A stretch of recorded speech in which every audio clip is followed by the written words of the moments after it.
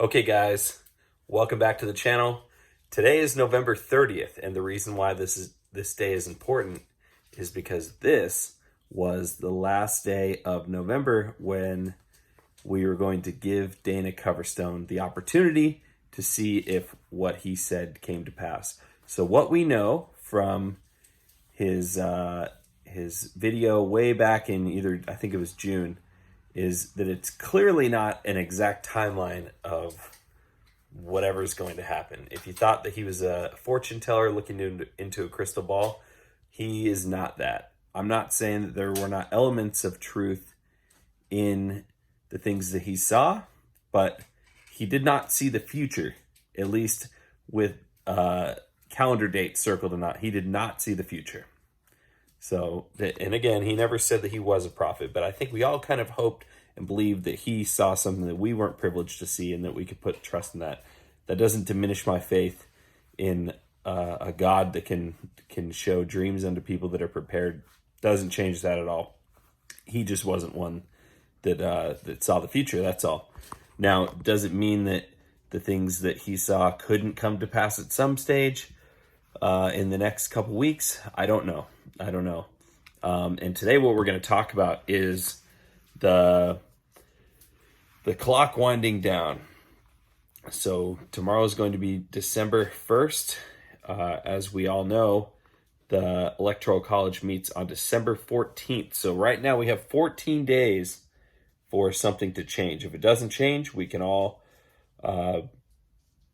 dress up like Joe Biden for Halloween next year as the President of the United States, because he will be. If 14 days from now, it's possible there's some legal loophole that I don't know of, but as far as the Constitution that I know and the game that Trump knew he was playing, is the Electoral College is how you become the president. It doesn't matter how many votes you get. It matters if you win the Electoral College. So what do we know as of now? We know that Sidney Powell has released a lot of information, a lot of claims that need to be verified in courts. We don't know how that's going to play out. One thing I did see that was awfully disturbing in Arizona, if you listen to Dr. Turley, he showed the testimony of one of the state senators in Arizona, how there's an email that had circulated saying that 35,000 votes would be given pre-election to each Democratic candidate. 35,000 votes. Now, that wouldn't change a Senate race. I think Martha McSally, she lost fair and square. That's my opinion. She lost fair and square. But it certainly would change the Electoral College votes from Arizona. So those 11 would switch from Biden to Trump. And I haven't looked closely enough at any of the House races to know if 35,000 votes would have switched any races. Would it have affected state senators? Probably somewhere in the state, especially in Maricopa, which is like kind of almost 50-50. But again, I don't think that's as relevant as what 35,000 votes means to the state of Arizona in terms of the presidency. That's a big deal. And if that is something that happened nationwide, that obviously changes Georgia and that changes Wisconsin, and all of a sudden we have a different election. So I don't know. I'm getting ready to get my popcorn popped. Let's see. Got my popcorn in hand, actually. So I'm sitting and waiting just like you. I don't claim to know what's going to happen, nor am I going to give my opinion. I just want the facts. That's all I want are the facts. And that's all you want. That's why you're watching my videos, because you just want the facts. And right now, the facts are there are a lot of unanswered questions. And yes, court cases keep getting thrown out. I think post-election, Trump has now lost 38 court cases and won one court case. And also, I think there's one that was dropped because it was essentially a win for him. But not a lot of success. So we're seeing these Hail Marys on first, second, and third down are coming up empty. We have 2 weeks to strike fire on fourth down here.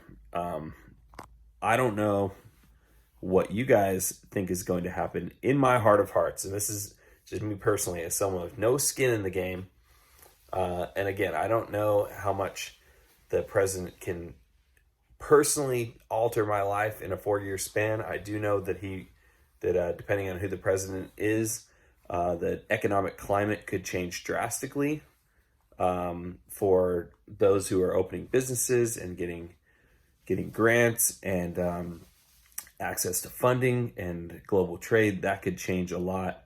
Those are kind of the hot button topics right now, or what's going on. So yeah, I think this election really could matter in terms of international trade, and small business enterprise in this country is definitely going to be affected based on the results that take place in 2 weeks. So the red team is putting forth their very best efforts to convince enough judges to either throw out states or to overturn and flip states. Here's what I think. At this juncture in the game, the Trump team is not dumb. Remember what I said. They know how the game is won. You have to get to 270. If you don't get to 270, and we'll get to that in a second.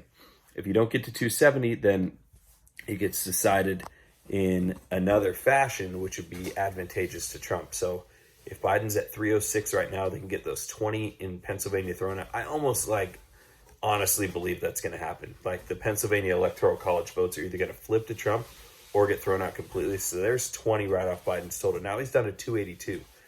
And if the evidence is, he's down to 286. If the evidence is clear in Arizona, that's 11, and that knocks him down to 275.